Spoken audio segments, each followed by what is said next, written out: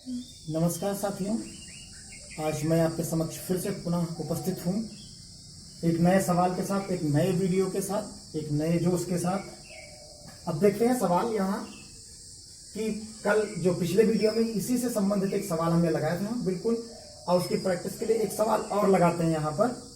जैसे 10 की घात 5, 18 की घात 3, 17 की घात 5, 32 की घात 3 कुल अभाज्य गुणनखंडों की संख्या ज्ञात करनी है हमको यहाँ पर। तो यहाँ निकालेंगे, हमने जैसे सीखा था कि 10 के गुणनखंड, अभाज्य गुणनखंड कितने होंगे, 10 के देखना है हमको। तो 10 के जब हम निकालते हैं इसी तरीके से 10 का निकालेंगे तो क्या होगा, 2 से करेंगे और 5 करेंगे, यानी ये आएगा। तो इसके अंदर क्या लिख देंगे, 2 गुणे 5 यानी घात 5 गुणे 18 आएगा। तो 18 के क्या होंगे, निकाल लेंगे यहाँ से, 2 9 आएगा, 3 फिर 3 आएगा, फिर 3 के बाद 1 आएगा। तो यहाँ क्या निकाल लेंगे, यहाँ लिखेंगे 2 गुणे 3 गुणे 3 गुणे और यहाँ घात 3 आ जाएगी। इसी तरीके से 17 का होगा, 17 का तो 1 ही रहेगा, 5 गुणे 32 है तो 32 का निकाल लेंगे यहाँ पर। तो 2 16 2 8 2 के बाद 4 2 के बाद यहाँ यानी क्या आएगा, 1 2 3 4 5 5 बार यहाँ 2 लिखा जाएगा। ये चीज आएगी। अब घात कितनी हो जाएगी, 3 हो जाएगी। अब जो इनको ऐड कर लेंगे, यानी 2 संख्याएं हैं यहाँ पर, तो 5 दूनी 10 अभाज्य गुणनखंड हो गए, प्लस 3 है, 3 3 9 हो गए। यहाँ 17 है यानी 1 है तो यहाँ पर 5 हो जाएंगे, यहाँ 5 है और 3 है, 5 3 15 हो। 10 प्लस 9 प्लस 5 प्लस 15 यहां पर इनको जोड़ लेंगे। अगर एक बात फिर से पुनः समझ लेते हैं, जैसे यहां 2 संख्याएं हैं, एक 2 है एक 5 है, यानी 2 संख्याएं हैं। इस तरीके से यहां 3 है, 1 2 3 है और 3 संख्याओं की घात 3 है, यानी वो 3 बार आएंगी सारी। ये भी 3 बार आएगी, ये भी 3 बार आएगी और ये भी 3 बार आएगी। तो कुल कितनी संख्याएं हो जाएंगी, 9 हो जाएंगी। इसी के 17 है यानी 1 है, ये 5 बार आएगी तो यहाँ 5 हो जाएगी। यहाँ 5 संख्याएं हैं, एक एक करके 2 2 करके, और वो 3 बार आएंगी, 5 5 करके 3 बार आएंगी तो 15 हो जाएंगी। इनको सबको जोड़ेंगे, 20 10 30 और 1 39, यानी जो हमारा उत्तर सही होगा वो हमारा हो जाएगा ये वाला सवाल। तो इस तरीके से इस सवाल को हम लगाएंगे। अब इसके बाद आगे संख्या, उसी क्रम में चलेंगे आगे।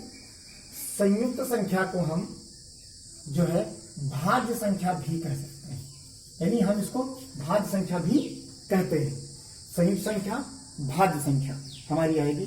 ये हमारा जो क्रम बनाया था हमने शुरुआत में, उसका ये छठा क्रम है। अब इसमें हम क्या कह सकते हैं, इसे भाज्य कहा, तो इसमें हम इसको कह सकते हैं कि जो संख्याएं अभाज्य नहीं होती उन्हें हम कहेंगे वो भाज्य संख्याएं हैं। इसके लिए हम लिख सकते हैं जो अभाज्य संख्याएं नहीं है, जो संख्याएं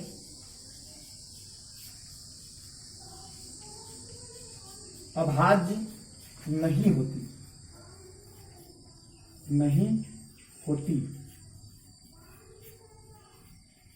हैं, उन्हें हम भाज्य संख्याएं कहते हैं। सबसे छोटी नोट के रूप में यहां लिख सकते हैं कि सबसे छोटी संख्या, ये एक सवाल बन सकता है कहीं भी विकल्प में, सबसे छोटी भाज्य या संयुक्त संख्या 4 होती है। और एक चीज नोट कर लेते हैं यहां पर, जैसे हमने पढ़ा था अभाज्य, तो जब अभाज्य पढ़ा था तो हमने कहा था 1 से लेकर 100 के बीच में 25 संख्याएं होती हैं जो अभाज्य संख्याएं होती हैं। तो यहां हम काउंट करेंगे, सबसे छोटी संख्या हमें 4 मिलेगी, यानी उसके पहले संख्या कोई नहीं है।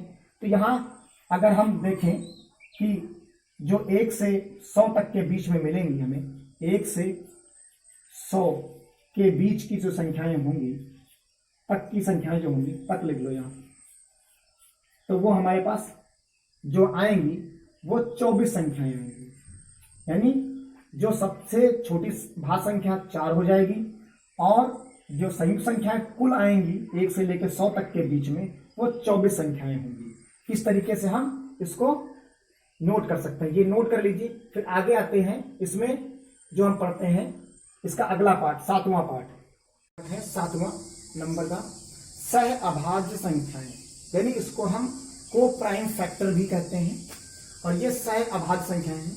इसकी परिभाषा जो है, डिफिनीशन पहले देख लेते हैं कि ऐसी दो संख्याएं, कोई भी दो संख्याएं हम लेंगे जिनमें एक दूसरे का भाग नहीं जाए, यानी वो एक दूसरे का भाग नहीं जाना चाहिए बिल्कुल कोई भी, तथा एक ही संख्या से दोनों विभाजित नहीं हो, यानी कोई ऐसी संख्या ना हो जिससे वो विभाजित हो सके। जैसे अगर हम उदाहरण ले लें एक, तो उदाहरण में क्या होगा, जैसे 5 और 7 ले लें, ये दोनों क्या है, अभाज्य संख्याएं हैं यहां पर। तो यानी ये क्या है, इनके बीच में ये कोई भी संख्या ऐसी नहीं है जो एक दूसरे को भाग नहीं देंगी, यानी एक दूसरे का भाग नहीं हो सकती, पूर्णतया विभाजित नहीं हो सकती। और कोई भी इनके बीच में ऐसी कोई संख्या नहीं है कॉमन जो इन दोनों को भाग कर सके, सिर्फ एक ऐसी संख्या छोड़कर एक, यानी एक चीज यहां से और निकल कर आती है जो कॉन्सेप्चुअल क्वेश्चंस को बनाती है। कह सकते हैं, अगर पूछ ले यहां पर कि क्या अभाज्य सह अभाज्य संख्याएं, उनको हम कह सकते हैं जिनका एचसीएफ 1 हो। सवाल यहां बनेगा कि सवाल को ध्यान से सुने कि अगर वो सवाल कोई पूछ ले, कहे कि क्या हम उन संख्याओं को सह अभाज्य संख्या कह सकते हैं जिनका एचसीएफ यानी एचसीएफ 1 हो, यानी मासा, यहां मासा की बात की जा रही है, मासा की संख्या जो है वो 1 हो। तो देखो इनके बीच का जो मासा है दोनों का निकालेंगे हम, तो क्या मिलेगा, 1 मिलेगा। ऐसे ही हम 15, 16 ले सकते हैं, एक उदाहरण ले सकते हैं यहां पर, 7, 9 ले सकते हैं। अब यहां अलग अलग संख्याएं आ रही हैं।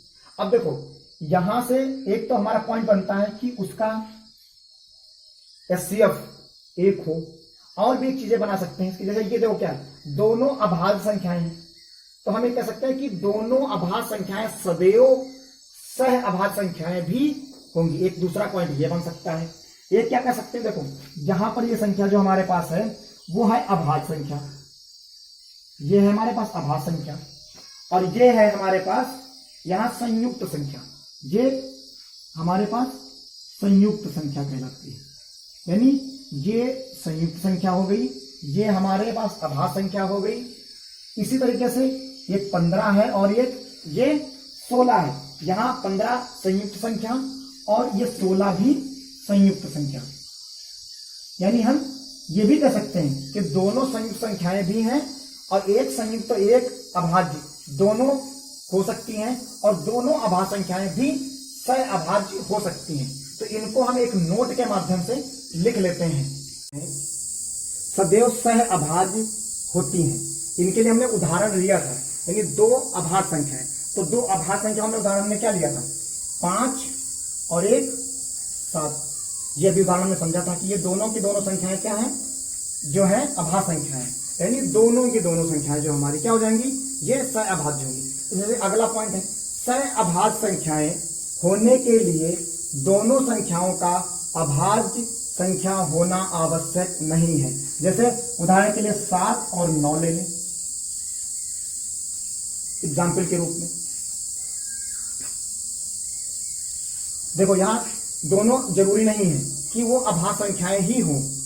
अगला, 2 लगातार संख्याएं सदैव सह अभाज्य संख्याएं होती हैं, यानी जैसे क्या है 5, 6 या 2 और 3, इस तरीके से लगातार संख्याएं सदैव सह अभाज्य संख्याएं होंगे। जैसे 5 और 6 ले लो, तो इस तरीके से हो जाएंगी। सह अभाज्य संख्याओं का एचसीएफ और 1 होता है, यानी मासा जो होता है वो 1 होता है, किसी का भी ले लो, यानी 3 है 2 है, तो इनका क्या है एचसीएफ जो आएगा वो 1 आएगा। तो इस तरीके से ये 4 बिंदु हैं। अगर इनको हम अभी ऑप्शनल यानी बहुविकल्पीय प्रश्न बना दें और इसमें से कोई एक ऑप्शन हटा दें और बाकी 3 छोड़ दें, तो क्या हो जाएगा, या लिख दें, इसको हटा के लिख दें नीचे उपरोक्त सभी, तो वो अपने आप में एक सवाल बन जाएगा। तो इस तरीके से सीटेट जो हमारा है वो इस तरीके से सवाल को ज्यादा पूछता है, क्योंकि उसे कॉन्सेप्ट से मतलब होता है, वो सवाल लगवाने से मतलब नहीं रखता। तो ये चीज इसकी हो गई। अब हम अगला पार्ट पढ़ते हैं, संपूर्ण संख्या। अगला पार्ट है संपूर्ण संख्या। ऐसी संख्या जिसके सभी गुणनखंडों का योग उस संख्या के बराबर होते हैं। यानी जो संख्या लेंगे उस संख्या को छोड़ देंगे, वो भी गुणनखंड में वो भी संख्या आती है, तो उसको छोड़कर बाकी जो संख्याएं आती हैं उनके गुणनखंडों का अगर योग हम देख लें तो अगर बराबर आ जाए उस संख्या के तो वो संपूर्ण संख्या कहलाती है। इसमें एक प्रश्न करेंगे जो सीटेट में आया हुआ है। इसमें आया है, सीटेट में आया हुआ सवाल है। इसमें हम सवाल लिखेंगे, निम्न में से, सवाल यहीं लिख लेंगे, निम्न में से कौन सी संख्या संपूर्ण संख्या है, संख्या है। ये एक तरीके का हमारा उदाहरण भी हो जाएगा और ये जो है प्रश्न भी हो जाएगा जो आया हुआ है। इसके विकल्प देखते हैं। विकल्प हो जाएंगे हमारे पास 9 बी है, 8 सी है, 12 डी है, 6। अब देखो इसे गुणनखंड करते हैं। गुणनखंड करने का मतलब होता है कि ये किस किस संख्या से विभाजित होगी, पूर्णतया विभाजित होगी। तो यहां एक कंफ्यूजन नहीं करना है, गुणनखंड और अभाज्य गुणनखंड दोनों में अंतर होता है।